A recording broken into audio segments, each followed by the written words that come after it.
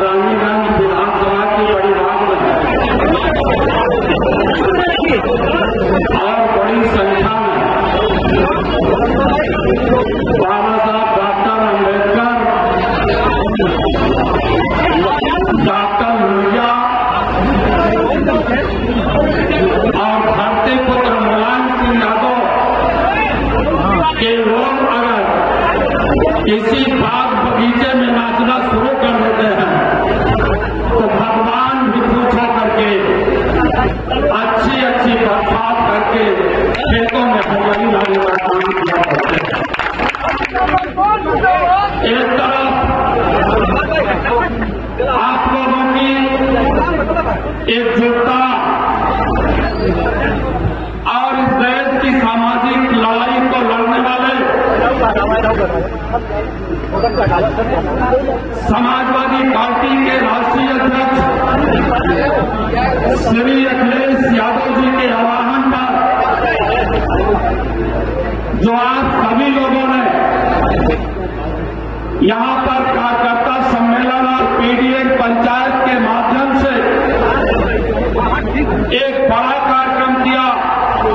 वो कार्यक्रम रानीगंज विधानसभा में जहां के सांसद डॉक्टर एसपी पटेल जी हों, जहां के विधायक डॉक्टर आरके वर्मा जी हों, और इस कार्यक्रम के लेन देन या संयोजन का काम संतोष यादव, शेर बहादुर जैसे लोग करते हों, और इसी विधानसभा के विधानसभा अध्यक्ष शेर बहादुर, एक हमारे बड़े नेता भी हैं शेर बहादुर, और आप जैसे जाबाज लोगों की बड़ी संख्या इस बात का प्रमाण दे रही है भारतीय जनता पार्टी जहां नामों में पानी नहीं देती।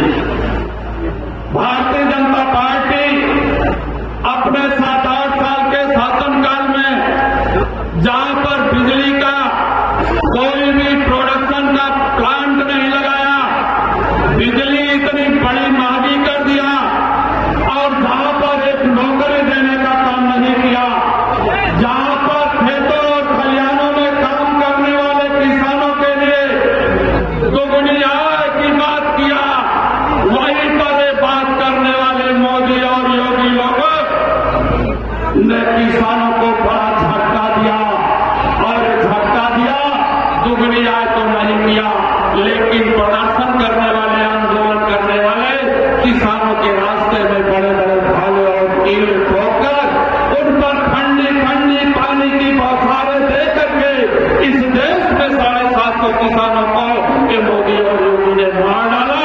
इसलिए आप लोग इकट्ठा हो अपनी लड़ाई लड़ने के लिए मैं आप सभी लोगों को बधाई देता हूं, धन्यवाद देता हूं।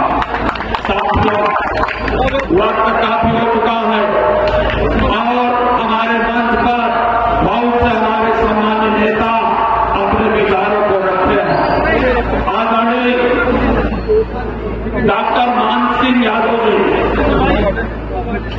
जो 10 जिलों से विधायक हैं, स्नातक एमएलसी हैं, और वो स्नातक एमएलसी जब कभी वो बुंदेलखंड की जमीन झांसी, महोबा, बांदा, जालौन, हमीरपुर, चित्रकूट सहित तमाम जनपदों की ऊबड़-खाबड़ जमीनों पर माननीय राष्ट्रीय अध्यक्ष श्री अखिलेश यादव जी के उस जज्बे पर खरा उतरने के लिए वहां पर समाजवादी घास को उगा करके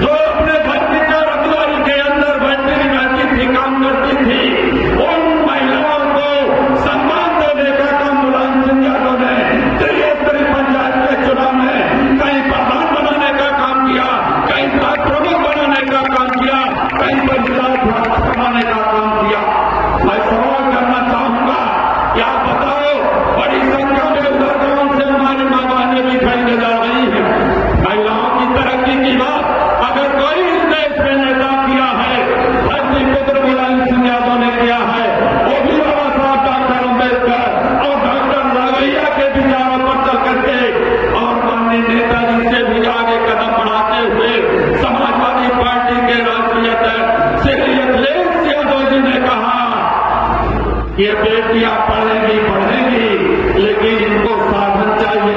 बिना संसाधन के इनकी तरक्की नहीं हो सकती है। तो नेताजी ने तो कन्या विद्याधन के माध्यम से पूरे देश की बेटियों को संवारने का काम किया था, लेकिन अखिलेश यादव जी ने आपका बेटा कलेक्टर बने, आपका बेटा इंजीनियर बने, आपका बेटा प्रोफेसर बने, इसके लिए लैपटॉप देने की व्यवस्था किया था। लेकिन ये भारतीय जनता पार्टी एक भी मेडिकल कॉलेज नहीं बनाया। आदरणीय अखिलेश यादव ने इस उत्तर प्रदेश में 7 मेडिकल कॉलेज देने का काम किया था। आदरणीय नेताजी ने तमाम ऐसे प्राइमरी और इंटर कॉलेज देने का काम किया था। कल को मैं इलाहाबाद जनपद में सैनिक विद्यालय था, सैनिक महाविद्यालय था, वहां पर विश्व फार्मासिस्ट दिवस बनाया जा रहा था। जब हमने वहां पर सवाल किया, एक बहादुर सैनिक को बताओ, आप तो सीमा पर लड़ते लड़ते अपने जीवन की कुर्बानी दे दिया करते हो, न्यौछावर कर दिया करते हो, आप बताओ संतोष आर्मी जी, ये प्रेरणा कहां से आपको मिली कि आपने सैनिक महाविद्यालय की स्थापना की? तो श्री संतोष आर्मी जी वहां थे, यहां संतोष यादव जी है।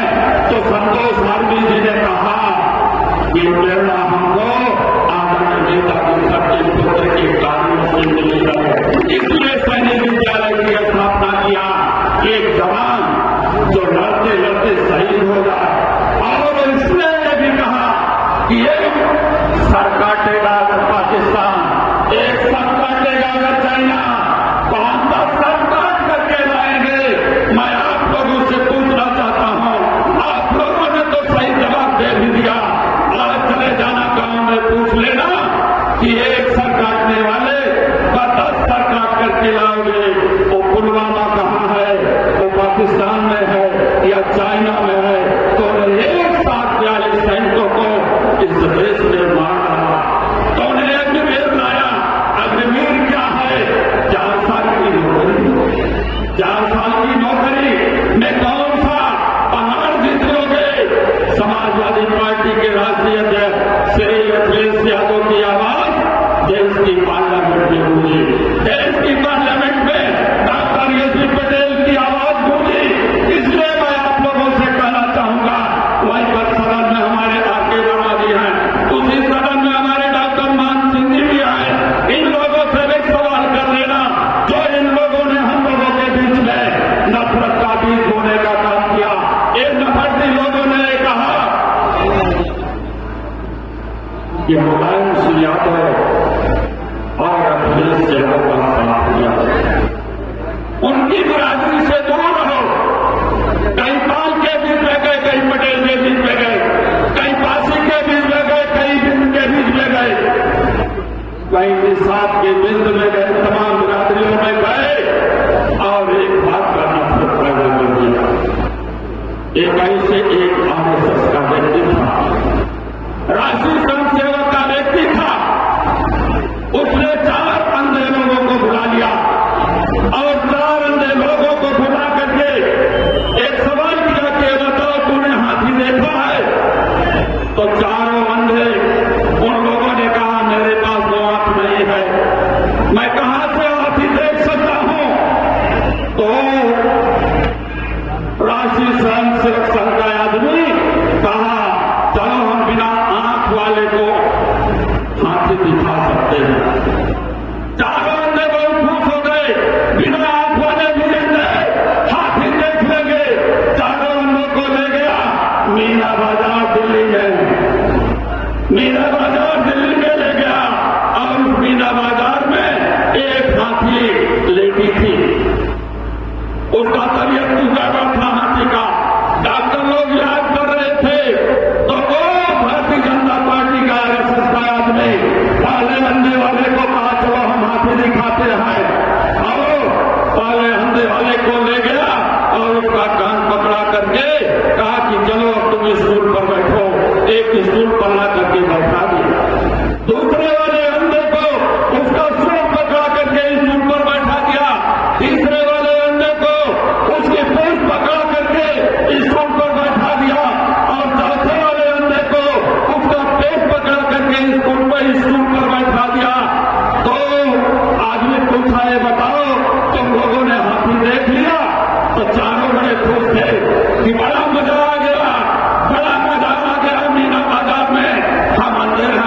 फिर भी हाथी को देख लिया तो उसने पूछा पाले वाले से, ये बताओ हाथी कैसा था?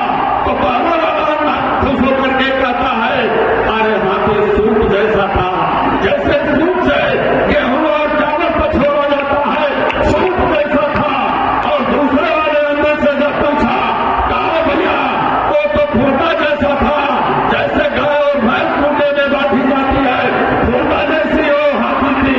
और तीसरे वाले अंदर से पूछा, क्या बताओ कैसी वो हाथी थी? उसने बताया कूट पकड़ने वाला, अरे वो तो झाड़ू जैसा था। और चौथे वाले अंदर से पूछा, अरे जिसमें गाय और भैंस आती है उसका हाथी का स्वरूप हौदा जैसा था। जब हौदा जैसा जान गया बहुत खुश थे और बहुत खुश होकर के जब चले आए तो रास्ता के मिल गई मोदी और योगी को। 8-10 साल में बताओ क्या पाया? चाहे किसान होगा, चाहे नौजवान होगा, चाहे महिला होगी, आप बताओ आपने क्या पाया? इसलिए एक बड़ा सवाल है, इन्होंने बदनाम करने का काम किया था माई को, इन्होंने माई को बदनाम करने का काम किया था। माई का मतलब आप लोग जानते हैं, जानते हैं कि नहीं भाई बताओ? माई का क्या मतलब होता है? माई की स्पेलिंग क्या होती है? यम माई। माई की स्पेलिंग क्या होती है? बोलो माई क्या होती है? यम माई होती है। इन्होंने बताया मुसलमान, यम से मुसलमान और माई से यादव, तो माई हो गया यम माई। लेकिन सामाजिक न्याय की लड़ाई लड़ने वाले माननीय नेताजी थे पुत्र मुलायम सिंह का राजनीति का, उनकी कहानी का क्या नाम था? कौन चरखा चलाते थे?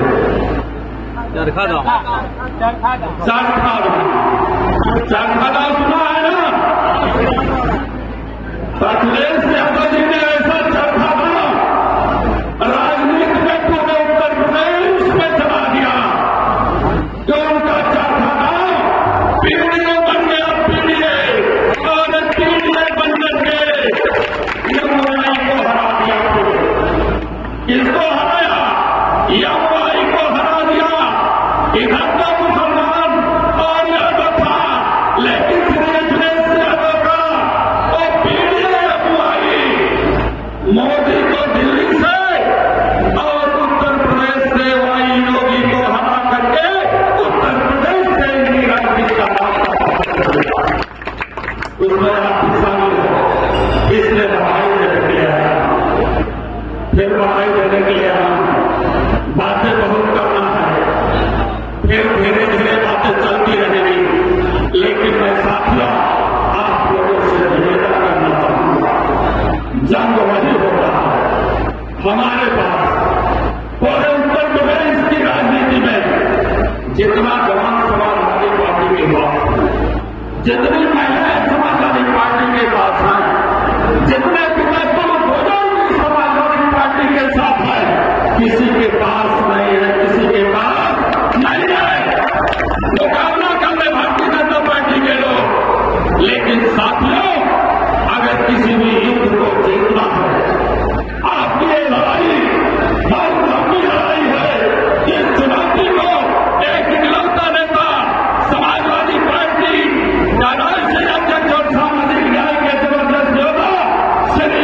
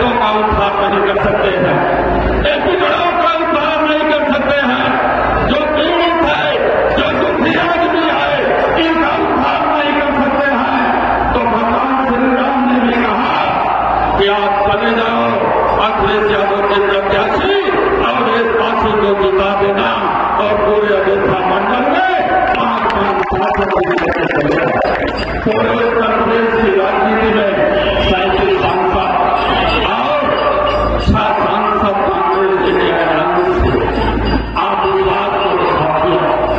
धैर्य और मर्यादा के साथ जिस तरह से आप लोगों ने लोकसभा का चुनाव 2024 का लड़ा है, मैं आपको भरोसा और विश्वास दिलाता हूं, इन महिलाओं की सरकार को हटा देना, इन्होंने 10 लोकसभा की समाजवादी पार्टी की सीटों को जबरदस्ती डीएम के माध्यम से, प्रशासन के माध्यम से हटाने का काम किया है।